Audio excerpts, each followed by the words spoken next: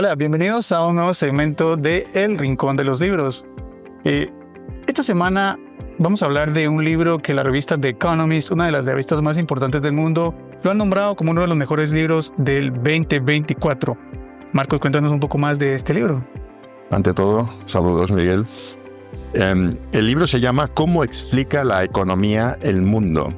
Es una visión económica de la historia. O sea, hace un recorrido de la historia y entonces explica cómo el fundamento último de la mayoría de las cosas y de las decisiones es económico.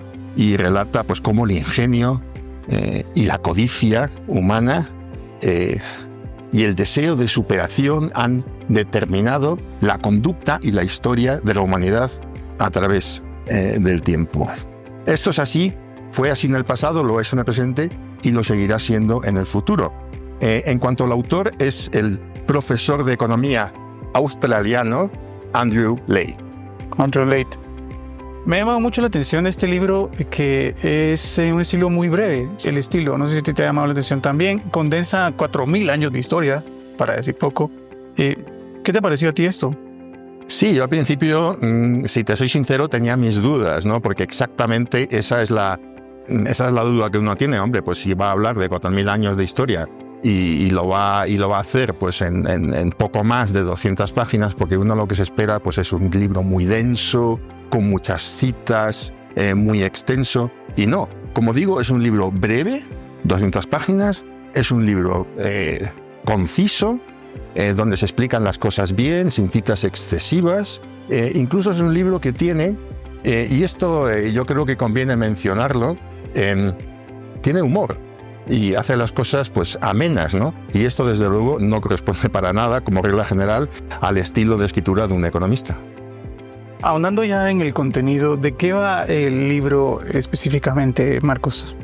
Bueno, se puede decir que el libro, y repito, está muy condensado, lógicamente, es un libro repleto de ideas, de experiencias, de ejemplos, pero no hay que pensar en ningún momento que el libro, por ser así, es un libro superficial, para nada. O sea, cuando uno lee este libro se da cuenta de que la base pues, es una inmensa erudición del autor, ¿no?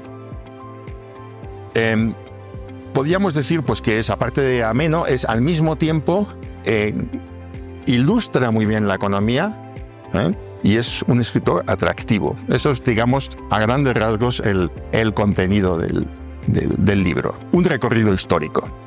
Hablando de ese recorrido histórico, y para ilustrar la economía a lo largo del tiempo, tiene que mencionar algunos autores, algunos nombres. ¿De cuáles son los que trata el libro? Sí, como te he dicho, va avanzando cronológicamente y está claro pues, que menciona a grandes figuras de la economía y vamos a citar pues, a unos pocos, ¿no? Empieza citando al padre de la economía moderna, al escocés Adam Smith, que escribió La riqueza de las naciones, y ahí él introduce el concepto de la mano invisible. ¿Esto qué quiere decir? Bueno, pues que básicamente, y simplificando muchísimo, que los mercados son capaces de autorregularse, que no hace falta ninguna experiencia nueva, ¿no? Eso es el concepto de mano invisible, reguladora, sin ningún tipo de injerencia del poder público. Esta es la explicación por parte de Adam Smith, ¿no? Esto duró pues durante una serie de décadas, incluso podemos decir que prácticamente duró esa noción sin discusión alguna hasta que estalló la Gran Depresión de 1929 en Estados Unidos, que luego pues se extendió prácticamente por todo el mundo. Esta grandísima crisis que supuso la Gran Depresión, esto llevó a otros pensadores como John Maynard Keynes a decir, bueno, pues esto la mano invisible pues no lo ha podido prever y mucho menos solucionar, ¿no? Entonces la gran aportación de Keynes es que él aboga, digamos, que por un desarrollo dirigido también por el Estado, por la inversión pública del poder estatal. Y hablando de Keynes, me vas a permitir Él es un abogado del gasto público, digámoslo así, y ha determinado la evolución de la economía desde entonces. Y me vas a permitir que, hablando de Keynes, añada algo que a mí me parece muy interesante. Él es considerado uno de los fundadores de la macroeconomía. Este hombre falleció en 1946, pero hasta entonces, a lo largo de su vida, tanto en la enseñanza de la economía como sus trabajos en el gobierno británico fueron muy importantes. Y te cito un ejemplo. Él representó al gobierno británico en algunas negociaciones internacionales. La más importante fue, mejor dicho, la que tuvo lugar después o al finalizar la Primera Guerra Mundial, que, como sabes, pues dio lugar al Tratado de Versalles en 1919. Y él era el representante más importante del gobierno británico. Bueno, pues él, cuando se estaban llevando a cabo estas negociaciones, él dimitió. Y él escribió un libro que se llama, es muy interesante, yo todavía no lo he leído del todo, pero bueno, es una de las obras clásicas de la economía, Las consecuencias económicas de la paz. Porque él desde un principio, y fue un visionario en esto, él dijo, estas condiciones absolutamente brutales que estamos exigiendo Alemania, después de perder la Primera Guerra Mundial, él además habla ahí de una cosa que se llama la paz cartaginesa, como diciendo, bueno, pues esto es una imposición brutal, ¿no?, de los vencedores sobre los vencidos. Y entonces él dijo, esto no puede llegar a buen puerto, porque Alemania es imposible que pague estas indemnizaciones. Y él porque además él dijo que eso iba a llevar a un desastre. Y en ese sentido podemos decir que casi fue el que previó el ascenso del nazismo y del fascismo en Europa, que acabó desgraciadamente en la Segunda Guerra Mundial, ¿no? Esto como un inciso. ¿A qué otros pensadores importantes y relevantes en la historia de la economía aborda también Andrew Leigh? Sí, Leigh, aparte de los dos que he citado, Adam Smith y Keynes, habla mucho de Jeremy Bentham, que otro británico, que aunque no es, lo que más destaca de él no es el hecho de que fuera un economista, pero era un filósofo.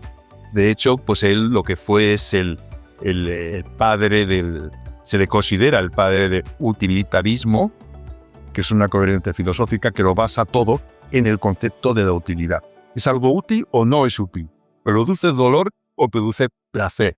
Esa es su manera de pensar y es la manera de pensar del utilitarismo. Es famosa su frase de la máxima felicidad del mayor número es la medida de lo bueno y lo malo. Un ejemplo de esto es un hecho muy reciente, como el COVID que nos afectó a todos. Durante el COVID se inyectaron billones de dólares en la economía mundial. Esto desde el punto de vista económico, bueno, pues fue negativo, condujo pues a un endeudamiento masivo, pero desde el punto de vista utilitario, o sea, no económico, supuso un acierto, aunque no lo fue desde el punto de vista económico, pero fue un acierto porque favoreció el bienestar. Eso es el ejemplo que pone el autor Andrew Leigh, ¿no? Además de Bentham, habla mucho de Daniel Kahneman. Daniel Kahneman es un israelí nacionalizado estadounidense y su gran aportación fue introducir dentro de la economía los aspectos de la psicología. Porque hasta entonces se pensaba que todas las decisiones económicas de las personas eran racionales. Y él dijo que no, eso no es así. Y interviene la psicología, entonces se introdujo el concepto de economía del comportamiento. Y por eso se le fue concedido el premio Nobel en el año 2002. Y podemos hablar, por ejemplo, de la teoría de las perspectivas. ¿Esto qué quiere decir? Quiere decir que tememos más las eventuales pérdidas de lo que valoramos las ganancias. Otro aspecto que él nos presenta es que somos propensos a los sesgos, y esto se ve clarísimamente en lo que sucedió tras el atentado de las Torres Gemelas, el 11S del año 2001. Cuando se condujo ese atentado, hubo una baja en el número de pasajeros de las líneas aéreas. todo eso tiene mucho que ver pues, con las sensaciones, pero muy poco con el raciocinio. Porque el hecho de que es muchísimo más probable que tener un accidente de automóvil que ser víctima de un atentado terrorista en un avión. Entonces, estas dos personas también las pone con una. Interesante. Y Marcos Leith, me llamó la atención que él formula una serie de preguntas que invita a hacerse muy válidas. ¿Qué nos puedes decir de esta? Y algunas, ¿cuáles son? Coincido contigo que esto es un aspecto muy, muy, muy bueno del libro, porque al fin y al cabo lo que aporta un libro es que nos hace pensar. Nos hace formular dos preguntas, pues igual hasta este momento no nos habíamos formulado de esa manera. A mí hay muchas preguntas que él presenta y que se hace en el libro, y la que más me llamó la atención es cuando él se cuestiona por qué los países europeos se convirtieron en potencias mundiales y no los países africanos, o por qué Europa descubrió América y no a la inversa. Y esto, él nos habla de un aspecto geográfico que igual, al menos en mi caso, yo no tenía así en cuenta, ¿no? Él habla de que Eurasia va de este a oeste. O sea, Europa, toda Asia, ¿no? Entonces se extiende de este a oeste. Eso no pasa en África. África es de norte a sur y América también. Entonces, la situación geográfica de Eurasia facilita la movilidad de las personas, facilita la expansión de la agricultura, de la domesticación de los animales, etcétera, ¿no? Porque si queremos tener ese movimiento en América o en África, enseguida entramos en otro espacio climático. Y todo este desarrollo en Eurasia tiene lugar en el mismo espacio climático y por lo tanto es con mucha más facilidad. Esto explicado muy básicamente por mi parte, pero si uno lee el libro, pues la explicación será mucho más clara. Otras preguntas que se formula, ¿por qué comenzó la revolución industrial en la Inglaterra del siglo XVIII y no en otro sitio?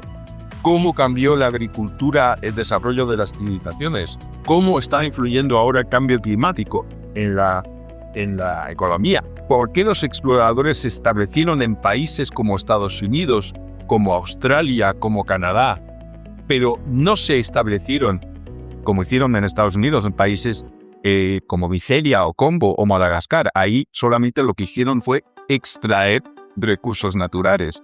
Otras preguntas: ¿por qué los aliados vencieron en la Primera y Segunda Guerra Mundial? Él mismo ofrece, obviamente, las respuestas a esto, ¿no? O también se pregunta por qué disminuyó la desigualdad en las décadas de los años 50 y 60. ¿Cómo influyó la propiedad privada en el desarrollo chino de la década de los 80? Tiene, en este sentido, pues muchísimas preguntas que el lector lee francamente con avidez. Marcos, también me llamó la atención que Andrew ofrece una serie de herramientas para entender el mundo actual o conceptos. ¿Cuáles son estos? Efectivamente, Ley lo que hace es ofrecernos esa serie de conceptos, porque con esos conceptos entendemos mejor la economía, y con la economía, y esa es su tesis, entendemos mejor la historia del mundo. Voy a poner unos ejemplos. Él habla en incentivos. ¿Qué son los incentivos? Incentivos son las recompensas o penalizaciones para que actuemos de una manera determinada y no de otra. Y esto ha tenido muchísima importancia en el desarrollo de la economía, muchísimo más de la que podamos explicar ahora. Habla también de la utilidad marginal decreciente. Esto quiere decir que cuanto más tenemos de una cosa, menos beneficio más produce. Habla de las externalidades. Las externalidades son los efectos no queridos de una actividad económica. Hoy en día las externalidades más importantes, negativas, son el cambio climático y la contaminación. Habla asimismo de y esto a mí me pareció de especial relevancia, habla de la especialización. él cuando habla de especialización, habla de la especialización de los países. Que eso, digamos que mejora el comercio global. Podemos ver que un país como Bangladesh, ¿en qué destaca? Bueno, pues en la producción de textiles. Un país como Taiwán destaca por su producción de semiconductores. China destaca sobre todo por su producción de coches eléctricos. India destaca pues, por su producción de informática. Entonces cada país se especializa en una cosa, ¿no? Y esta especialización, en el fondo, no deja de ser algo que ya de lo que nos habló y que fue el gran aporte de David Ricardo, un temprano economista también británico, que nos hablaba de la ventaja competitiva. Y esa ventaja competitiva es la que aprovechan los diferentes países, ¿no? Y esa ventaja competitiva, en el fondo, es, digamos, que una ampliación de la división de trabajo que ya estableció Adam Smith, del cual hablamos al principio. Con esto, tanto Adam Smith como David Ricardo, los grandes economistas, lo que hacían era abogar por la prosperidad y el comercio mundial. O sea, se oponían al proteccionismo. Todo esto lo tenemos condensado, pero muy bien condensado, en la obra que estamos analizando. Marcos, ¿y cuál podría ser el gran mensaje del libro? A grandes rasgos. Pues en esta ocasión el mensaje lo vamos a hacer corto porque el mismo autor, Andrew Leigh, nos lo especifica en una frase al final del libro. Y voy a tomar esa frase para mensaje final, es lo que repites, ¿no? Leigh lo que nos dice es, como nadie de nosotros va a ser o va a llegar a ser un gran investigador de la economía, quedémonos con el contenido de este libro, que no es otro que decirnos que la mayor aportación de la economía a lo largo de la historia es ayudarnos a vivir una vida mejor. Pero una buena manera de cerrar ese segmento del Rincón de los Libros, que les gustaría conocer sus mensajes o sus comentarios, nos puede dejar en este video. Les vamos a dejar también el enlace para que se suscriban a los boletines de República, Política y Empresa, que son las dos versiones que reseña Marcos. Y pues cabe saber que un libro muy interesante aún no está traducido al español, pero para quienes quieran leerlos y digamos comunicadores invitados. Y pues muchas gracias por su atención, Marcos. Muchas gracias por un segmento más de El Rincón de los Libros. Sin duda, una gran obra. Muchas gracias. Muchas gracias.